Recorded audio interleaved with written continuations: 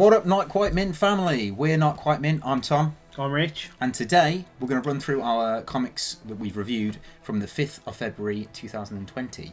So we're going to do Darth Vader, we're going to do Immortal Hulk, Great Power, we're going to do Fantastic Four issue 1 with XMen, we're going to do Batman 88, we're going to do Ant-Man, and we're going to do Teenage Mutant Ninja Turtles, Mighty Morphin Power Rangers issue 3. Right, shall we get into this then, Tom? Let's get into it. This is the future.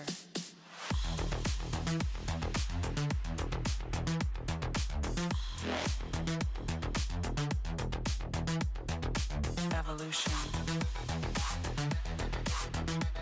Welcome back then, Not Quite Mint family. If you do want to obviously join us and be part of the NQM family, obviously make sure that you do subscribe to the channel. Give us the thumbs up as well, so that you know that, so we know that we're making decent content. And also, guys, obviously join us in the comments down below. This video's question is going to be: should we talk about spoilers in our weekly reviews, or should we save those until a few days or a few weeks after the comics have been out? So let us know in the comments down below, and I think we're going to get started. Let's get started. Yeah. What should we start with? Should we go alphabetical? Oh, go on then. Yeah. Yeah. So I've probably I'm only saying that because we've got Ant-Man. Yeah, in front of me. In front of you. Let's do Ant-Man then. So this is written by Jeb Wells, and the artwork is by Dylan Burnett. Yes. It's yeah. I didn't have much hype for this one, if I'm honest. But again, because I think it's only going to be a 5-part story as well. Yes, I believe.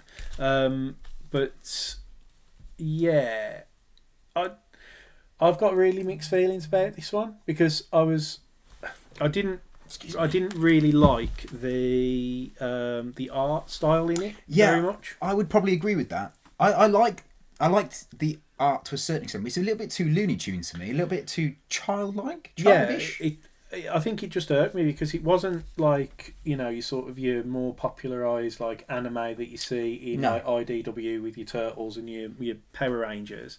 Yeah, it wasn't like on the scale that is probably my favourite, which is more like your Batman sort of like gritty, dark thing. The colours are very, very bright, aren't they? Very bright colours in there. Just I just didn't get into it, if I'm honest. And I think that was it. I think for me it was just that I read the first couple of pages and I wasn't engaging with the look of it. It wasn't really setting a sort of, I don't know, like a feeling around it. So when I went on and read it, again, the story didn't capture me a great deal. I think I would agree with that. I think what they've tried to do is do the Scott Lang from the Ant-Man movie. They've tried to continue with that kind of comedy and that kind of feel, but I just didn't get it. I just there's so many more other books out there that are worth reading over this one. Yeah, definitely. I'm not saying it's a bad book. No, because it isn't a bad book. And it's just I think if you want that like sort of more light-hearted comic book feel, because it was still quite grown up in parts, wasn't it? It wasn't like, I wouldn't say it was like a kid's comic, and it didn't feel like a soft comic, because I don't like soft comics, as you may well know. It felt quite, I don't know, but yeah, it just didn't hit the mark for me. It's not something I'll carry on reading. Because the question is whether or not we're doing spoilers on here. I might not say... Well, no, I am going to say what I was going to say. I was very disappointed that the bit at the end with the reveal of the three new characters. I was really disappointed that Vesper didn't rock up on a scooter. Yeah, I was really disappointed. Yeah, you really wanted. I just wanted it to be a bloke on a scooter whizzing past, being like, beep, beep, beep. Yeah. But again, if you're an American watching this, and you probably won't get it. You probably won't get that. But Vespa to us is a scooter, a motorised bike. Yeah, scooter, not a motorcycle. Yeah, not a motorcycle. So yeah, Ant-Man probably won't carry on reading the series, but glad that we kind of read it. I think. Yeah, I'm glad I picked it up. It's a solid kind of like probably 2.5, I would say. Yeah, 2.5 out of 5. Yeah, proper middle of the road. Yeah, okay. Cool. Shall we move on to... Let's move on. In my opinion, this has got to be the best sequential current comics going on at the moment. Batman is doing great things. Yeah. I mean, Batman 88. This is an amazing cover. Yeah, in terms of like your long running, like because the Tom King's run was really good. Yeah. And we're now in this. It's James Tynion fourth. Yeah, run. and March. Amazing. Gullion March, is it? I think so. Yeah, we can have I'll open it up. Yeah, have a look. But yeah, I think for me, yeah, obviously, in terms of like new sort of series, in terms of like rebooting, I think like it's definitely up there with Thor, isn't it? Yeah, I think this is great. I mean, they've come on as a new creative team and they're doing great things with it, and I'm intrigued. That's what I like about it is. The issue 87, I think the one before this, did lose me a little bit just on the story, but I was intrigued to see what was going to happen. And this one didn't disappoint in what happens. And then at the end of this, you're like, well, no, I need to know what else is going to happen. Who is this designer? What actually is he after? And what's Catwoman's intertwined? What am I trying to say here? What's Catwoman's involvement, basically? Yeah, because it's definitely teased in this. That I think it was teased initially. So it's Guillem March. Guillem March, yeah. And then obviously I'm obviously getting the Francesco Mattina covers. Stunning. Just amazing. He's done some great stuff. But yeah, I think that's it, isn't it? I think there's so many sort of strands going off with this, and I think as we move through, it's a really interesting series. I feel like, and this is probably going to go into one of our prediction kind of videos. I feel like the designer is going to end up being a very big Batman villain in the future. Yeah, because there's so many intertwined characters. Well, everybody, all of the other villains are kind of like almost appearing to be like subservient to this designer, and he seems to have like something on, Catwoman, Penguin, Riddler. There's this like weird Joker part in here as well, isn't there? I'm interested to see where it's going to go, and the artwork in it's cool. It's really nice. Yeah, there's one bit in it where Batman he's got no car. And he's got this little device that he clicks onto a Lamborghini and off he goes. It turns into a Batmobile, which is amazing. Yeah. What a cool idea. Yeah, which is just mental. So there's some really, really cool bits in there is one bit that I didn't like. The two new villains that they introduced at the start of this story arc and Mr. Teeth. Absolutely pointless. They are pointless. But is what it is. But it's definitely keeping my interest. Definitely going to be carrying on doing this as like one of our ongoing reviews. And I'd probably put it up there. Probably what, 3.5? I would, yeah. 3.5, 4 out of 5. Yeah, I'd say 3.5. Let's go 3.5. 3.5. It was good, but it wasn't my pick of the week. Yeah, definitely. So moving on. Now this one almost would have been my pick of the week. I am not a Star Wars fan because I don't, buy into all the lore and everything. And I think there's a lot of stuff to understand about Star Wars. However, hard for me to hear that, Tom. It's hard. I'm sorry, mate. But the new Star Wars comic completely lost me. Yoda, sorry, mate. Yeah. The new Star Wars comic completely lost me. I wasn't interested at all. The Kylo Ren run has been amazing. But this absolutely drew me in. Hook, line and sinker. I read this quicker than I read anything this week or the week before. It was a page turner. It was a real page turner. It really got me. Greg Pak is doing great things. I mean...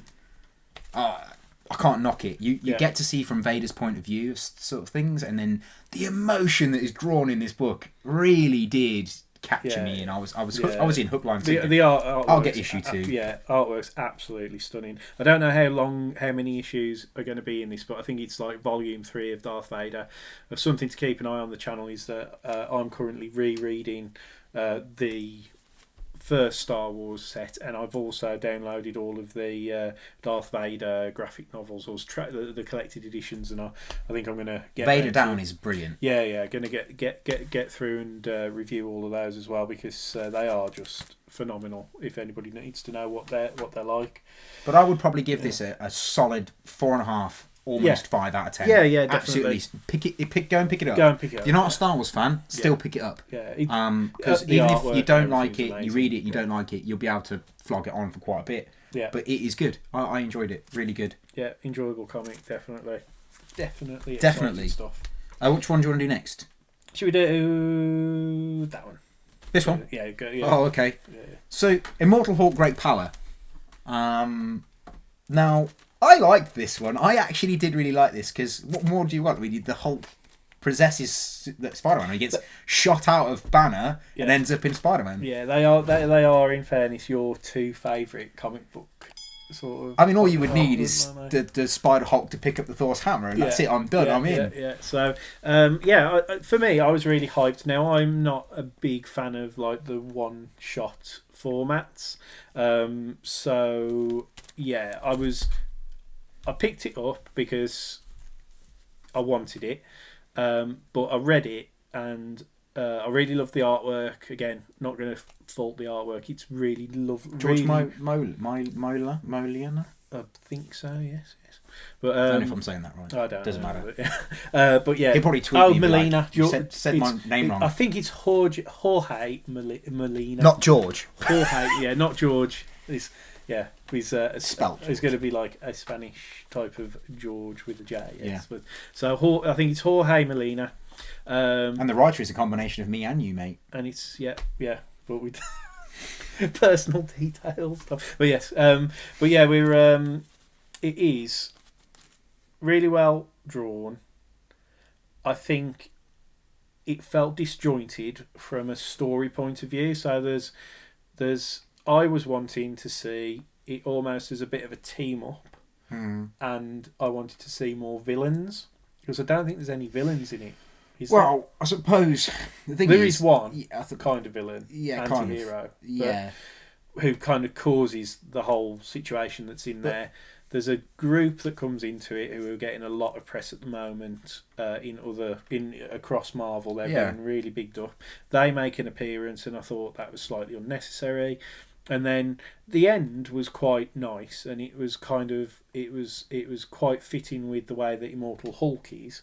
Yeah, it's like an understanding, isn't it? It's Spider-Man gets an understanding of what Bruce Banner has to go through every single day, which is quite nice. And I liked that bit about it, that there was that bit of emotion, and it was a bit of like, oh, do you know what? I feel quite sorry for you, actually, Bruce. I mean, why would you even want this to happen to you? Mm-hmm. But I mean, you said you don't want a villain in it. Essentially, the Hulk is a monster. He's a monster. It's like a Frankenstein's monster, really. So he is the villain. He ruins Bruce Banner's life, essentially. Yeah. So that's what that would be. But it depends what perspective you take it out. Yeah, for me, I think it was one of those. I thought that it would be a really good opportunity to see Spider-Hulk like in a lot of like really like big action sequences, fighting some of like your classic villains, and like to have some nice like sort of splash pages and art on that effect. And the way that it turned out, it was for me, it was like the tried and tested story of the internal battle of the Hulk. Yeah. Do you know what I mean? Which is like you say, it's like because I'm a fan of the Hulk anyways, as I say, I've been reading Immortal Hulk. I don't feel that Hulk is a bad guy anymore, kind of thing. And I think that's my problem. They have kind of changed it a little bit. Couple of fun facts for this one. Go on, then. One I wasn't going to say, but it's because I've mentioned Frankenstein now. But did you know Frankenstein was originally written by a woman, and she wrote it in one draft, straight off the bat? Mary Shelley. Yeah, straight out the bat. Like, I mean, how incredible is she? Yeah. But that's essentially what Hulk is based on. He's based on Frankenstein. Yeah. Sorry, go on. No, yeah. Second one was the fact that this actual Spider-Hulk actually appeared in Web of Spider-Man issue 70 back in the 1990s. That's right, yeah. Anyway, there you go. There's my fun facts for the day. Yeah, I like doing my fun facts. But I think we'll probably settle on about. I would be happy to say around about 3.5. Oh, yeah. No, I would go with that. 3.5. Yeah, definitely. Because there are better books out there this week. Yeah, exactly. So then moving on. Fantastic Four and X-Men. I mean, this I thought was all right. I actually really like this issue. It's the first part of a 4-part sort of mini series. It's only 4, isn't it? Only four issues. But it's I mean, I still have on my reading list, and you can shoot me down for this. I still haven't read Hoxpox, and I haven't caught up with like X-Men as well. Blasphemy, man. So this for me was like. I've read a couple of issues because we've reviewed some of the issues on the channel, and I'm itching to get into it. I've just got Star Wars to read, Power Rangers to read. You just got everything in the whole world to read, and I'm really struggling. I really like that. It was good. It was basically X-Men versus Fantastic Four, but what they're arguing over and what they've fell out over and what they're fighting over is complete and utterly irrelevant. Do you know what I mean? It's not. There's no reason for them to be fighting. They've just both got their hackles up and are rowing over something. Obviously, they both. The idea is that Franklin Richards is a mutant and he is allowed to go to Krakoa. Krakoa, So basically, Charles Xavier comes to say, look, you can come to Krakoa, and by doing that, it upsets Sue Storm. She argues with him. Then there's a huge row, and the row is completely unnecessary. Yeah, but it's fun. It's like a standard argument that you would have with overbearing parents and kids. Teenage kids. It's that whole thing that then involves the X-Men and obviously has repercussions because Franklin is a mutant. He has a right to go to Krakoa. I think he's 18 years old. Yeah, something like that. He's gone away.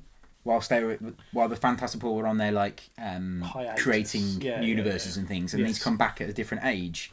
Yeah, and I not having read everything and knowing much of the history, I didn't feel out of my depth reading it. I think it might possibly be quite a good jumping in point for what is coming together with the Fantastic Four and ongoing with the X-Men. Yeah, definitely. I enjoyed it. It's for me. It was fun. I think it's a solid. I would give it probably again a 3.5 out of 5. I would agree. It's a good start. I do want to read, I do want to read the next issue because I'm interested in Franklin Richards' character and things like that. So actually, I might bump mine up to a 4 for this one. Yeah, okay. Because I really enjoyed it, and I actually really liked the dynamic between Kitty Pryde and Franklin. Yeah, it's just a really nice friendship that they've got. Yeah, definitely. And I would like to see where that goes. Yeah. To be honest, it's well recommended, so it's one to watch definitely. So up there with the rest of them. Now, the final one that we have we've both read, and I think it's probably this week's most. Oh my god! We were most excited about this particular book. It is issue 3 of Teenage Mutant Ninja Turtles: Mighty Morphin Power Rangers. Green Shredder. The Green Shred Ranger, mate. Yeah, Green Shred Ranger. Absolute amazing. And this is a brilliant crossover series. I think it's having read, getting back into reading a lot more books than I have done over previous years. This is, outside of Star Wars, because anything Star Wars I'm majorly fangirl about. But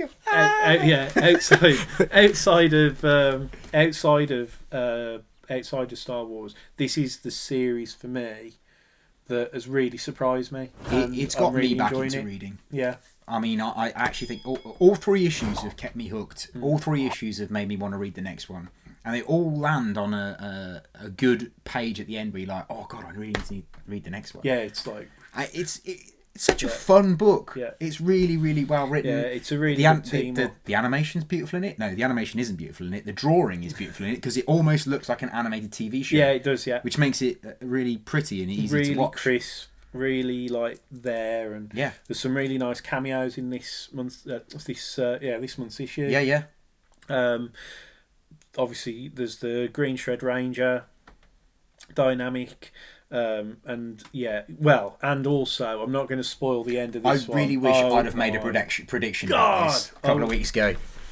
Yeah, so I'm excited to see where it goes, man. I'm so excited because what they're teasing at the end of this issue is very, very exciting. So yeah, for me, watch this space for this one. Yeah, I feel like this is going to be a graphic novel I'm definitely going to get. Yeah, definitely. I mean, as I say, this has inspired. So Tom really wanted to read, obviously, Teenage Mutant Ninja Turtles, the 102 issues that I think are out at the moment. So Tom's in the process of doing that, review coming soon, and I have gone big, and I've bought the 2 Year 2 Deluxe and the Shattered Grid Deluxe editions, which we're going to be reviewing on the channel. I'm not paying the big money for Year 1, so I'll probably just read the graphic novels and then give you a review on those. But yeah, so keep your eye on that on the channel coming up as well. It's just... This particular book has opened so many doors for us, I think. Yeah. I mean, I've always been a Ninja Turtle fan anyway, but reading this has made me want to read that book even more. And also, I've picked up Teenage Mutant Ninja Turtles crossed over with Batman. I've only read 3 pages of the first book. I was laughing out loud. The crossovers are great, and I think it's the Ninja Turtles dynamic that it makes all the other comics a little bit more fun. Yeah, definitely. But yeah, I mean, even the Rangers is a good book, to be fair. We're going to give this not quite mint seal of approval. Seal of approval, and stamp. All the rest of it. I have been reliably informed because I'm collecting the helmet covers for this run as well, and it was just basically didn't come in my local comic store's delivery. So apparently next week, fingers crossed. Yeah. Otherwise, I'm just buying it on the internet. But yeah. So anyway, guys. That's all the books, isn't it? That's all the books. That's my pick of the week. So yeah, I think me and Tom are both in agreement. Pick of the week is Teenage Mutant Ninja Turtles. 3. Now, cover. Well, I would like to go Ninja Turtles. You're going for a double. Yeah, I'm going for a double because that is a stunning cover. Okay, cool. Me personally, cover wise, I've got to go the Darth Vader one. The Vader. I love that cover. Yeah. Do you know what? It's a Lee Hyuk. I don't disagree. It's a lovely colour. Cover? Yeah. It's a lovely colour, though. Yeah. But, I'm just... Yeah. I think it's Lee In-hyuk, I think, isn't it? His name? The cover artist on that. So he's one of my favourite artists anyway, and I just love that cover. It's dark, it's Vader. So that's the regular one, isn't it? That's the regular cover, yeah. There's a couple of variants, and I nearly bought the 1 in 10, but that I didn't want to because I preferred that cover. Yeah. But yeah, so that's my cover pick. So do make sure that you keep on watching because at the end of the month we will be basically deciding which is our cover of the month and basically doing a giveaway for our covers and stories of the month. Yep. So yeah, we're all done, aren't we? Yeah, so, absolutely. So as always, guys, make sure that you do obviously hit subscribe and give us a thumbs up. And hit the dingly bell so you don't miss any of our content. And take care, guys. And see ya!